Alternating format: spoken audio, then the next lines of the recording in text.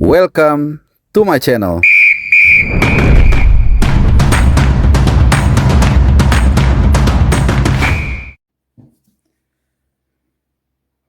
Malam ini Indonesia akan menjamu Arab Saudi. Kira-kira apa sih hasilnya? Seperti apa hasilnya nanti? Menurut saya, kalau melihat perjalanan kita dari 5 pertandingan awal dan sekali bertemu Arab Saudi di kandang Arab Saudi, maka saya tetap masih optimis timnas kesayangan kita bisa mengalahkan Arab Saudi. Tentu dengan catatan harus ada perubahan sangat revolusioner dari penampilan tim kita dibandingkan 5 pertandingan awal. Maksud saya, pelatih Sintayong harus bisa menghadirkan sebuah taktik strategi yang lebih tepat, terutama dalam menyerang, ya, karena selama ini serangan-serangan kita hanya dilakukan secara sekali-sekali, ya, tidak konsisten dalam menyerang. Juga dari pertandingan terakhir, kalau merujuk hasil dengan Jepang dan penampilan kita dengan Jepang, itu sangat mengecewakan. Tapi kita semua tentu berharap melawan Arab Saudi nanti, walaupun kita telah berhasil menahan mereka 1-1 di kandang mereka, tetapi di Senayan ini kita jangan juga terlalu meng-underestimate atau menganggap remeh Arab Saudi. Karena Arab Saudi bukanlah tim kaleng-kaleng dan kita tetap harus penuh konsentrasi dan konsisten dalam bermain, baik secara bertahan maupun secara menyerang. Nah, khusus untuk beberapa pemain, terutama di lini bertahan, mereka jangan sekali-kali takabur, terlalu semangat ikut menyerang. Mungkin sekali-sekali sangat perlu, tetapi kalau mereka lebih sering ikut membantu serangan, ini akan membuat celah-celah atau lubang di lini pertahanan kita yang bisa dimanfaatkan oleh Arab Saudi. Karena Arab Saudi sendiri setelah terjadi pergantian pelatih, di mana mereka memecat Roberto Mancini, ternyata Arab Saudi mendapat beberapa hasil yang cukup membanggakan. Antara lain yang terakhir, mereka bisa menahan Australia di kandang dengan skor 0-0. Dan ini akan menjadi sebuah pemompa semangat yang baru, ya, energi yang baru bagi Arab Saudi untuk melawan kita nantinya. Tentang skor, saya berharap akan terjadi kalah dan menang. Hasil draw kayaknya tidak mungkin terjadi, ya, sangat tipis peluang itu. Dan kalaupun terjadi kemenangan, maka mungkin perbedaan 1 digit, 1-0, 2-1, 3-2, dan saya berharap itu menjadi milik kita. Karena dengan kemenangan 3 poin, maka peluang kita untuk tetap berbicara di grup C, membuka peluang untuk melaju ke Piala Dunia, paling tidak masih bisa melaju ke putaran keempat. Dan putaran keempat kita harus lebih baik dari putaran ketiga nantinya. Tapi dengan catatan sekali lagi, hanya satu kata kunci, menang atas Arab Saudi, sehingga bisa membuka peluang kita. Salam olahraga, semangat! Prediksi saya Indonesia melawan Arab Saudi 1-0 atau 2-1. Kenapa saya bisa mengunggulkan Indonesia? Karena ini pertaruhan besar bagi STY, bagi timnas kita. Karena dituntut kita harus bisa 3 poin. Artinya kita harus menang. Apalagi kesempatan bermain di depan publik sendiri. Dengan atmosfer GBK yang luar biasa, fanatisme, militansi, para supporter terhadap tim Merah Putih. Itu yang menjadi kekuatan kita. Lupakan melawan Jepang kemarin, kita kalah, memang mereka di atas kita. Tetapi sekarang Arab, kita punya kesempatan untuk bisa menang. Namun tidak boleh overconfidence. Arab juga datang ke GBK ingin meraih kemenangan. Karena 3 poin bagi mereka akan membawa mereka itu dalam persaingan dengan Australia. Untuk meraih tempat kedua. Karena tempat pertama saya pikir sudah menjadi milik bagi Jepang. Tinggal Arab berkejaran dengan Australia untuk ada di peringkat kedua. Makanya mereka juga akan habis-habisan. Tim asuhan Herve Renard ini akan tampil ofensif tentunya melawan kita. Dan STY bersama pasukannya tidak perlu takut, tidak perlu gentar. Karena ini bermain di kandang, STY harus yakin memainkan pemain-pemain yang tepat. Ya, kalau perlu untuk diaspora semua nggak apa-apa. Tapi kalaupun ada 1-2 pemain dari Liga 1, itu tergantung STY. Karena dia yang punya wewenang, tanggung jawab. Tapi dia juga harus menanggung resiko kalau sampai kalah akan berbahaya untuk karir dia sebagai pelatih. Dan bukan tidak mungkin STY out ditendang Karena Pak Erik sudah mengatakan akan ada evaluasi besar-besaran ya pasca atau selesai pertandingan melawan Arab, entah itu menang atau kalah. Tapi kalau sampai draw atau apalagi kalah, berbahaya sekali lagi buat STY. Makanya inilah partai final menurut saya. Tidak perlu berpikir untuk pertandingan 2025 melawan Bahrain dan melawan Cina di kandang, tapi kita tuntaskan dulu pertandingan melawan Arab. Karena ini paling penting. Kalau kita sudah bisa menyelesaikan dengan positif, meraih poin penuh, baru kita berpikir menghadapi Bahrain dan menghadapi Cina di GBK. Oke, sekali lagi Indonesia akan memenangkan laga menghadapi Arab Saudi. Itu dari saya. Tapi tentunya kita akan tunggu di lapangan ya, karena hasil akhir akan ditentukan di lapangan. Oke? Salam dari Bung Ropan. Menghadapi Arab Saudi, yang saya tunggu adalah siapa starter, kejutan apa yang masih dimiliki oleh Sintayong, lalu masihkah bermain dengan kepala tegak, bermain dengan kemauan untuk menyerang, karena Arab Saudi pasti main menyerang, mereka butuh posisi kedua di grup C, dan kalau kita main bertahan, sudahlah, akan selesai. Tapi kalau kita menyerang, masih ada peluang untuk mendapatkan perebutan peringkat 3-4. Jadi yang saya tunggu adalah keberanian STY untuk meladeni Arab Saudi menyerang. Skor, prediksi, ya agak nggak berani sih. Semoga dapat poin. Kalau menang saya berharap 2-1, tapi kalau imbang mungkin 1-1. Pilih mana, 2-1 atau 1-1? Jangan 1-2 ya. Indonesia lawan Arab Saudi mungkin skornya akan tipis ya.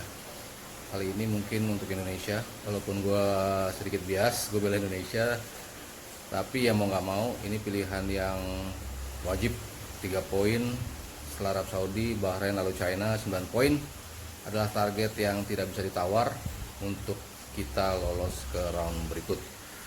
Arab Saudi yang dihadapi akan sangat berbeda dengan yang kita hadapi di Jeddah karena pelatihnya sudah berbeda, gaya mainnya pun sudah jauh sangat berbeda. Arab Saudi yang sekarang jauh lebih direct. Jadi apapun itu skema yang mereka mainkan, kayaknya kita harus lebih fokus pada apa yang kita punya, kekuatan kita. Kita akan tampil jauh lebih ofensif. Kita harus bisa ambil inisiatif untuk bisa memegang bola. Chance demi chance harus coba kita create. Dan yang utama adalah pemanfaatan dari setiap peluang yang kita hadapi. Itu yang menjadi masalah utama dari skuad Garuda. Dan juga fokus di momen-momen crucial of the game. Itu yang kerap hadir menjadi gol tim lawan adalah karena fokus yang sedikit hilang. Jadi 2 hal yang wajib diwaspadai, jelas fokus penuh selama 90 menit dan juga intensitas serangan selama 90 menit untuk bisa menghasilkan gol. Halo Bang Harpa, sebenarnya kalau untuk preview, gue yakin Bang Harpa udah bahas lebih detail dengan info A1-nya. Jadi apa yang bisa gue tambahin ya? Paling kayak gue yakin dukungan buat Indonesia nggak perlu, jangan pernah ragukan dukungan untuk timnas Indonesia. Itu satu. Kedua, kita ya harus realistis. Oh, kita belum di level itu gitu. Dari 5 game awal kemarin kita menunjukkan nggak pernah menang dan performa yang nggak pernah bagus banget dan ya nggak pernah yang impresif banget gitu. Sementara tim-tim lain, let's say China performanya meningkat, let's say Bahrain juga oke gitu ya. Gua sih apa ya, pengen kita sebelum bahas jauh-jauh soal lolos, paling nggak bahas dulu soal menang gitu. Karena buat gua akan sangat lucu kita nggak pernah menang di grup tapi bermimpi untuk masuk ke World Cup. Jadi ya, tapi masalahnya nih next menghadapi Saudi pun gue, kalau seperti yang kita bahas di DPI juga Bang, kalau Indonesia nggak menunjukkan performa atau perubahan yang signifikan, gue sih nggak yakin Indonesia bakal menang lawan Saudi gitu. Jadi harus ada segera perubahan dari pemain, dari coach Sin, karena kalau one on one sama kiper itu kan bukan salah pelatih, itu salah pemain. Salah pemilihan line up itu di pelatih gitu. Kita ada dua sisi yang harus kita salahkan gitu. Wajar kok kita nyalahin tim, wajar karena kita sayang gitu. Jadi ya gue sih pesimis lawan Saudi kalau belum ada perubahan-perubahan signifikan. Prediksi skor 2-0. Sorry to say, gue harap gue salah, tapi kayaknya Saudi menang. Salam olahraga untuk seluruh penonton setia channel Bung Harpa, satu-satunya channel yang memberikan informasi A1 Timnas Indonesia. Nah, saat ditanya oleh Bung Harpa untuk memberikan prediksi skor Timnas Indonesia, ini agak sulit. Karena biasanya kalau saya memberikan prediksi, saya selalu menggunakan basis data dan statistik untuk menganalisa. Tapi kali ini saya lebih bias tentunya. Kenapa? Karena saya berharap emang ini Indonesia harus bisa memetik 3 poin penuh. Dan nggak tanggung-tanggung, saya melihat ini saatnya Indonesia bisa mencetik kemenangan dan bahkan dengan skor yang impresif, 2-0. Kenapa? Karena memang satu hal, timnas Arab Saudi yang dilatih oleh Coach Hervé Renard ini, terlepas mereka mengganti formasi yang lebih ofensif sekarang dari 3-5-1-1 menjadi 4-1-4-1, tapi ini juga tim yang tidak berhasil mencetak gol dalam 3 laga terakhir, dan sebenarnya pola 4-1-4-1 pun ini rentan dalam saat diserang melalui sebuah counter attack. Dan satu hal yang pasti, kenapa 2-0? Karena saya melihat sebenarnya timnas Indonesia itu sudah banyak mempunyai shot on goal dalam beberapa laga terakhir, tapi yang memang belum bisa berhasil adalah mengkonversikan setiap peluang itu. Dan rasanya kali ini di depan 70.000 lebih penonton GBK, dan pada saat their backs is against the wall, nggak hanya pelatih tapi juga seluruh pemain dicerca, dicela, tentunya ini adalah saatnya untuk memberikan pembuktian bahwa mereka adalah tetap yang terbaik untuk Timnas Indonesia.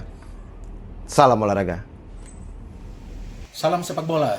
Kalau menurut saya pertandingan nanti malam antara Indonesia versus Arab Saudi kemungkinan akan berjalan ketat, apalagi sekarang Arab Saudi dengan pelatih baru mereka Hervé Renard, permainannya beda total ya, tidak seperti pada saat itu dilatih oleh Mancini.